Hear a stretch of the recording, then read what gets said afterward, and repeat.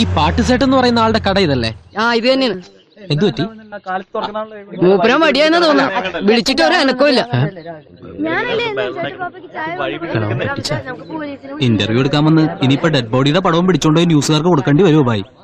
അതിന് ഈ കിളവൻ ചത്ത അതൊരു ന്യൂസ് ആവോ?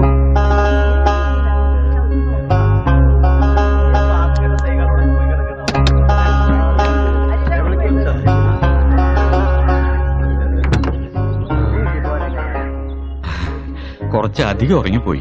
വെറുതെ മനുഷ്യനെ മെനക്കെടുത്താനായിട്ട്. പണ്ടാറടങ്ങാനായിട്ട് മനുഷ്യൻ പേടിച്ചു പോയല്ല. ഇതിലും വരെ ഇയാൾ ചാകായിരുന്നു.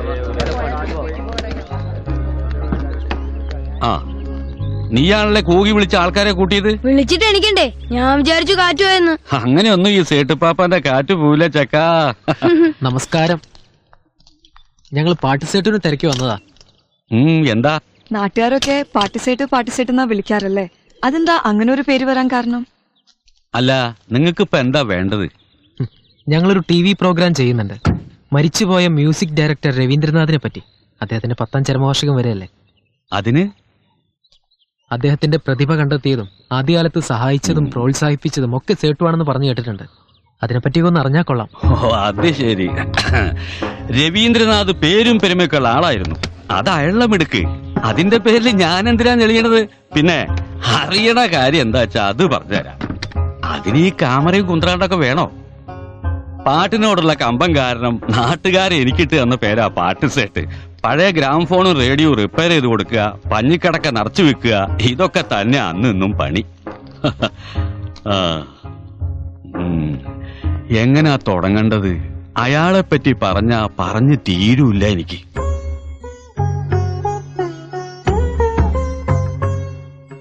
അയാൾക്ക് അന്ന് ഒരു 10-12 വയസ്സുണ്ടാവും.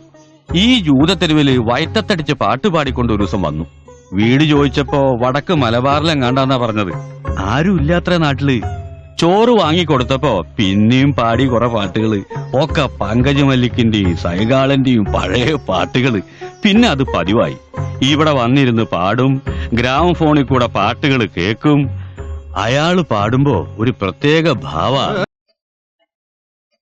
പ്രിയപ്പെട്ട അച്ഛ, അങ്ങയുടെ സിരകളിൽ ഓടിയിരുന്ന സംഗീത രക്തം അല്പമെങ്കിലും ഈ എളിയ കലാകാരന്റെ സിരകളിൽ ഓടിക്കണേ.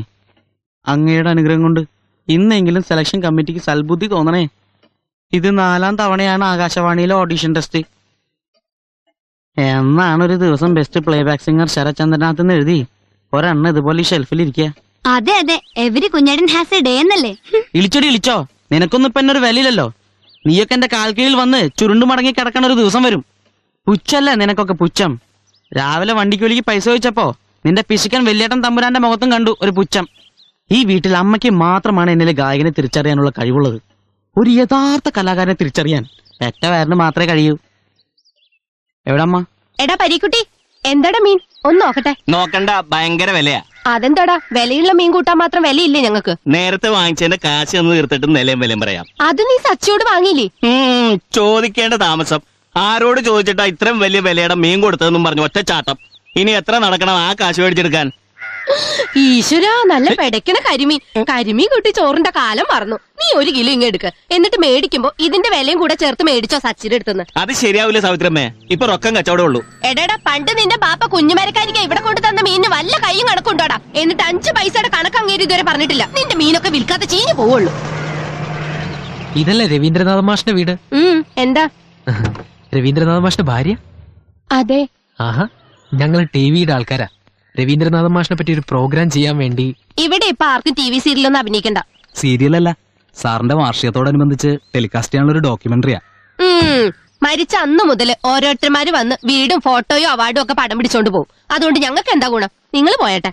അയ്യോ ചതിക്കരുത് ചേച്ചി. ചേച്ചിയുടെ ഒരു സ്റ്റേറ്റ്മെന്റും ഈ വീഡിയോ ഒക്കെ ഒന്ന് കവർ ചെയ്യാതെ ഞങ്ങളുടെ പ്രോഗ്രാം പൂർണ്ണാവില്ല. ചേച്ചി ഒന്ന് സഹകരിക്കണം.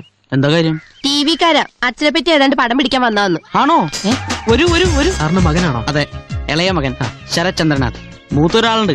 പക്ഷെ അച്ഛന്റെ സംഗീത പൈതൃകം കിട്ടിയിരിക്കുന്നത് എനിക്കാണെന്നാണ് എല്ലാരും പറയണത്. ഓ, എനിക്ക് താങ്കളുടെ ഒരു ഇന്റർവ്യൂ വേണം. അതിനെന്താ, നിങ്ങൾ ക്യാമറ റെഡി ആയിക്കോളൂ, നമുക്ക് അകത്തിരിക്കാം. അല്ലെങ്കിൽ ഔട്ട്ഡോറല്ലേ നല്ലത്? ഔട്ട്ഡോറിൽ എടുക്കാം. പക്ഷെ അതിനു മുൻപ് നമുക്ക് അമ്മേന്ന് തുടങ്ങാം. അതല്ല അതിന്റെ ഒരു ഭംഗി. അമ്മ ഒരു 2 മിനിറ്റ്. നിങ്ങള് നിർബന്ധിക്കുമ്പോ ഞാൻ എങ്ങനെയാ വേണ്ടാന്ന് പറയാ. പക്ഷേ ഇതൊക്കെ നാട്ടുകാർ കാണേണ്ടതല്ലേ? നല്ലൊരു സാരിയെ കൊടുത്തില്ലെങ്കില് അതിന്റെ കുറച്ചില് അങ്ങേർക്കും കൂടിയല്ലേ. അതിനെന്താ ചേച്ചി സാരി മാറി വന്നോളൂ, ഞങ്ങൾ വെയിറ്റ് ചെയ്യാം. അതല്ല, ഇപ്പൊ ഒരു പട്ടുസാരി കൊടുക്കാണ്ട്. ചേച്ചി പട്ട് സാരി എടുത്തോളൂ. അതിനിപ്പോ ഇവിടെ പുതിയ പട്ടുസാരി ഒന്നും ഇരിപ്പില്ലേ? ഏതായാലും നിങ്ങക്ക് പടം പിടിച്ചല്ലേ പറ്റൂ. അപ്പൊ നിങ്ങൾ തന്നെ ഒരു പട്ടുസാരി വാങ്ങിച്ചതാ. ഇങ്ങനെ ഇരുന്നാ മതിയോ? സാരി നന്നായിട്ടുണ്ടല്ലേ? അപ്പൊ തുടങ്ങാം. അല്ല, എന്താ പറയണ്ടേ? ഓ, എന്തൊരു സ്ത്രീയാ അവര്. പട്ട് സാരി കിട്ടിയിട്ട് അടങ്ങിയുള്ളൂ. മാത്രോ ഷൂട്ട് കാരണം ഉച്ചയ്ക്ക് പാചകം മുടങ്ങിയെന്ന് പറഞ്ഞ് വീട്ടിലുള്ളവർക്കൊക്കെ പൊറോട്ടയും ചില്ലി ചിക്കൻ. ആ മാഷ എങ്ങനെ സഹിച്ചിരുന്നാവോ അവര്. എല്ലാവരും പറയും വലിയ കലാകാരനാണ്, മഹാനാണെന്നൊക്കെ. പക്ഷെ ഞങ്ങൾക്കൊരു 10 പൈസയുടെ സഹായം ആരുടെ കയ്യിൽ നിന്നും കിട്ടിയിട്ടില്ല. മാഷിന്റെ പാട്ടുകൾക്ക് ഏതൊക്കെ രീതിയിലാണ് ചേച്ചി പ്രചോദനമായിട്ടുള്ളത്? എന്ത്? ഇവിടെ ഈ വരാന്തയിൽ ഇരുന്ന് ആളും തീറ്റയൊക്കെ ആയിട്ട് വലിയ ഒച്ചപ്പാടും ബഹളമൊക്കെ ഉണ്ടാക്കണ കേൾക്കാം. ഞാനതൊന്നും ശ്രദ്ധിക്കാനേ പോവാറില്ല. പിന്നെ ഈ പാട്ടൊക്കെ എപ്പോഴും ഉണ്ടാക്കിയെന്ന് ചോദിച്ചാ എനിക്ക് അതൊട്ട് അറിയേയില്ല. ആ, ഇത് മതി. ഇവരുടെ ഈ കത്തി നാട്ടുകാരെ കേട്ട മാഷെ പറ്റിയുള്ള എല്ലാ എംപ്രഷനും പോകും. നമസ്കാരം. ഇത് ചുള്ളിക്കൽ ഭാസ്കരൻ, രവീന്ദ്രനാഥൻ മാഷിന്റെ സന്തത സഹചാരിയും ആദ്യകാല സഹപ്രവർത്തകരിൽ ഒരാളുമായ തബലിസ്റ്റ്. തബല ഭാസ്കരൻ എന്ന് പറഞ്ഞാലേ ആളുകൾ അറിയൂ. സ്നേഹം കൂടുമ്പോ രവിയേട്ടൻ തവള ഭാസ്കരാന്ന് വിളിക്കും. ഇതെന്താ ആശുപത്രിയില്? ഇടക്കിടക്ക് കരലിന്റെ കണ്ടീഷൻ മോശമാകുമ്പോ രവിയേട്ടന്റെ മോൻ സച്ചി നിർബന്ധിച്ച് ഇവിടെ കൊണ്ടൊക്കെ എടുത്തും. ഇപ്പൊ ഒരാഴ്ചയായി. സർവീസ് കഴിഞ്ഞ് ലിവർ കുട്ടപ്പനായ പിന്നെ തുടങ്ങാനൊരു ഉഷാറുണ്ടാവുമല്ലോ. ഇപ്പൊ പറഞ്ഞ കട്ട് ചെയ്തേക്കട്ടാ. വെറുതെ ഡീസന്റ് ആയി ജീവിക്കണം നമ്മള്. കള്ളുടിയന്മാരാണെന്ന് നാട്ടുകാർ തെറ്റിദ്ധരിക്കണ്ടല്ല. സോജാ രാജകുമാരി സോജാ സോജാ.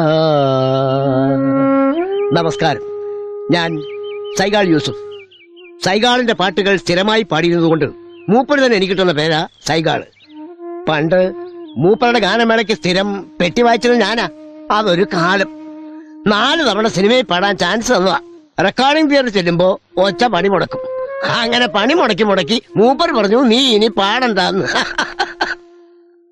ഇത് ലൂയി ആൻഡ്രൂസ് പെരേര. രവീന്ദ്രനാഥിന്റെ പാട്ടുകളിലെ പ്രധാന ആകർഷണമായ ക്ലാരനറ്റ് വായിച്ചിരുന്നത് കൊച്ചിക്കാരുടെ പ്രിയപ്പെട്ട ഈ ലൂയി അങ്കിളാണ്. സർ, രവീന്ദ്രനാഥൻ മാഷിന്റെ മൂത്ത മകൻ അന്വേഷിച്ചു വന്നിട്ടുണ്ട്. ആ, സാറിനെ കാണണമെന്ന് പറഞ്ഞു. അതെ, നമുക്കൊരു കാര്യം ചെയ്യാം. അയാളുടെ ഒരു സ്റ്റേറ്റ്മെന്റ് കൂടി എടുത്തേക്കാം. അയാളോട് വെയിറ്റ് ചെയ്യാൻ പറയും. ആ, അനീഷ്, ആ ക്യാമറ സെറ്റ് ചെയ്തോളൂ. ഓക്കെ. ഇതിലാരാ രവീന്ദ്ര മാഷിന്റെ മകൻ? ഞാനാ. എന്താ തെളിവ് വല്ലതും ഹാജരാക്കണോ? അങ്ങോട്ട് വന്നോളൂ, നമുക്ക് ഔട്ട്ഡോറിൽ എടുക്കാം. ശിവ, ക്യാമറ സ്റ്റാൻഡിൽ വെക്കാം. ആരെ സ്റ്റാൻഡിൽ വെക്കാൻ? ആ, ഇങ്ങോട്ട് വന്നത് നന്നായി. ഞങ്ങൾ വീട്ടിൽ വന്നപ്പോ കണ്ടില്ല. അച്ഛനുമായിട്ടുള്ള കുട്ടിക്കാലത്ത് എന്തെങ്കിലും ഓർമ്മകൾ പറഞ്ഞാൽ മതി. വരൂ. തോറ്റു തൊപ്പിട്ട് ഇറങ്ങിയിരിക്കുക. ലുക്ക്, നിങ്ങൾ റൈറ്റ്സ് വാങ്ങിയിട്ടുണ്ടോ? റൈറ്റ്സോ? എന്ത് റൈറ്റ്സ്? ആ, റൈറ്റ്സ്, പകർപ്പവകാശം. ഇനി അതൊക്കെ വാങ്ങിച്ചിട്ട് ഇങ്ങനെയുള്ള പരിപാടികൾ ഷൂട്ട് ചെയ്താൽ മതി. കുറെ കാലമായിട്ടുണ്ട് തുടങ്ങിയിട്ട്. പല കോലത്തിലും പല പേരിട്ടും പ്രോഗ്രാംസ് ഉണ്ടാക്കി അച്ഛനെ വിറ്റ് കാശാക്കുന്നത്. ഇനി അത് നടക്കില്ല. ഞങ്ങൾ ആദ്യമായിട്ട് ഇങ്ങനെ ഒരു program- നിങ്ങൾ അല്ലെങ്കിൽ വേറെ ആരെങ്കിലും. സംഗീത ചക്രവർത്തി, അതുലിനായ കലാകാരൻ. കുറെ കേട്ടതാ. സംഗീത ചക്രവർത്തിയുടെ കുടുംബത്ത് അടുപ്പെരിയണ്ടോന്ന് അറിയേണ്ട കാര്യമില്ലല്ലോ നിങ്ങൾക്കാർക്കും.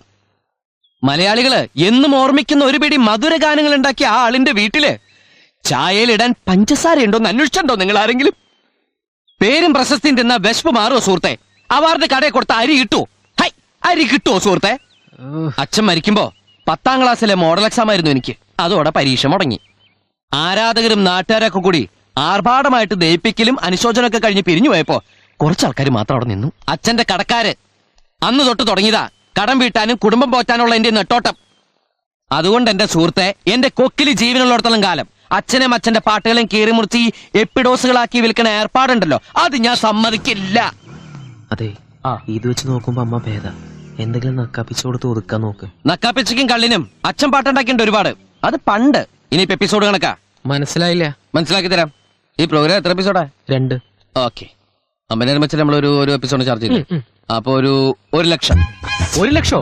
ഏത് വകയില്? റൈറ്റ്സിന്റെ വകയില്. മനസ്സിലായില്ല?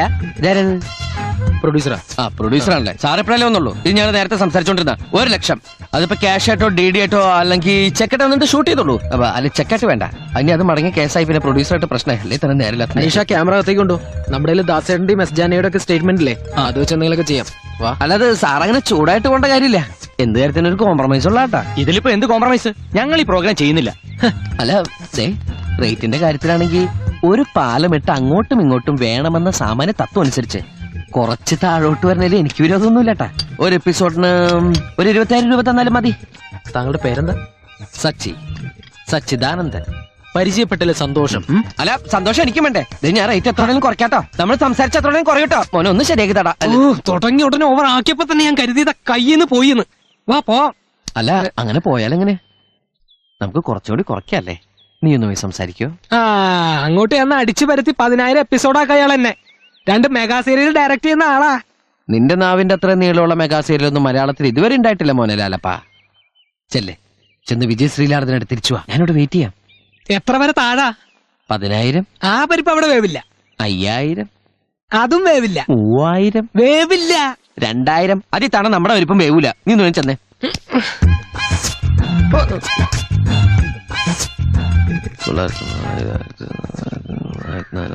500. പിന്നെയും കുറച്ച് 500. ഒന്ന് ആഞ്ഞു പിടിച്ചിരുന്നെങ്കിൽ 5,000 തന്നെ ഇങ്ങോട്ട് പോന്നേനെ. അതെങ്ങനെയാ? ആത്മാർത്ഥത വേണോടാ, ആത്മാർത്ഥത. നിനക്ക് വരെ ഒരു കഴുതയാണ് പറഞ്ഞയച്ചിരുന്നെങ്കിൽ അത് ഇതിനേക്കാൾ നന്നിട്ട് ബാർഗൈൻ ചെയ്തേനെ. കഴുത പുറത്തുനിന്നതിന് ഞാനെന്ത് ചെയ്യാനാ? നോക്കി പേടിപ്പിക്കല്ലേ. ഇത് തന്നെ തന്നതേ അച്ഛനോടുള്ള ബഹുമാനം കൊണ്ടാ.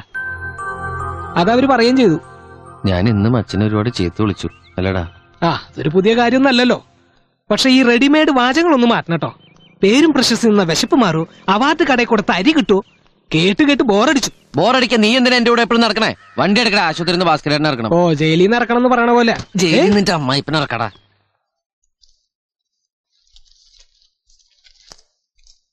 എന്താടത്? ഇതറിയെങ്കിൽ ഞാൻ ഡോക്ടറായനെ. ഈ ബില്ല് കൂടി ബാക്കിയുണ്ട്. ബില്ലോ?